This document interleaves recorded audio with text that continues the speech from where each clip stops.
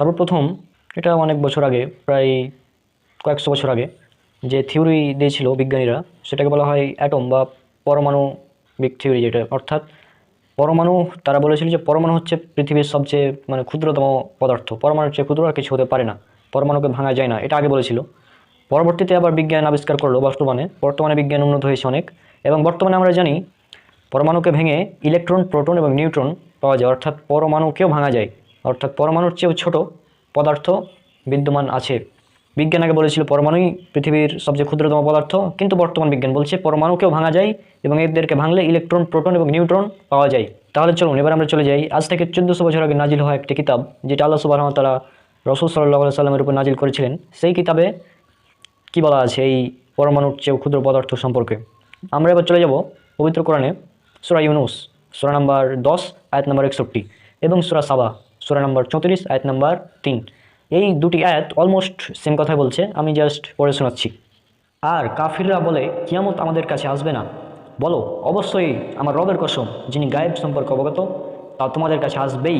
আসমানসমূহ ও জমিনে অনুপরিমাণ কিংবা তদপেক্ষা ছোট বা বড় কিছুই তার অগোচরে নেই, বরং সবই সুস্পষ্ট কিতাবে লিপিবদ্ধ রয়েছে।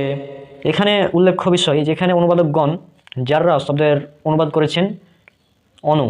তবে যদি আমরা দেখি আরবি ভাষায় যাররা এই শব্দের অর্থটা পরমাণু হয়, অর্থাৎ পরমাণু। যারা শব্দের অর্থ পরমাণু এবং পরমাণুর চেয়েও ছোট, অর্থাৎ পরমাণু অথবা তার চেয়েও ছোট এমন কোনো বিষয় নেই যে বিষয়ে আল্লাহ সুবহানাহু ওয়া তাআলা জানেন না, সবই সুস্পষ্ট কিতাবে লিপিবদ্ধ রয়েছে। এখানে একটা বিষয় লক্ষ্য করুন, কোরআন কিন্তু কখনোই পরমাণুকে সবচেয়ে ক্ষুদ্র পদার্থ এটা কিন্তু বলেনি।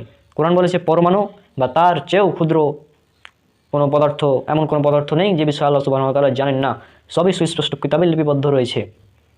তাহলে বুঝতেই পারছেন যে আল্লাহ সুবহানাহু ওয়া তাআলা কত সুন্দরভাবে এখানে উল্লেখ করে দিয়েছেন যে পরমাণু, যাররা অর্থাৎ অণু বা পরমাণু, অণু হবে পরমাণু হবে, এই যারা শব্দের অর্থ পরমাণু অথবা তার অপেক্ষা ক্ষুদ্র কোনো কিছু, এমন কিছু নেই যে বিষয়ে আল্লাহ সুবহানাহু ওয়া তাআলা জানেন না।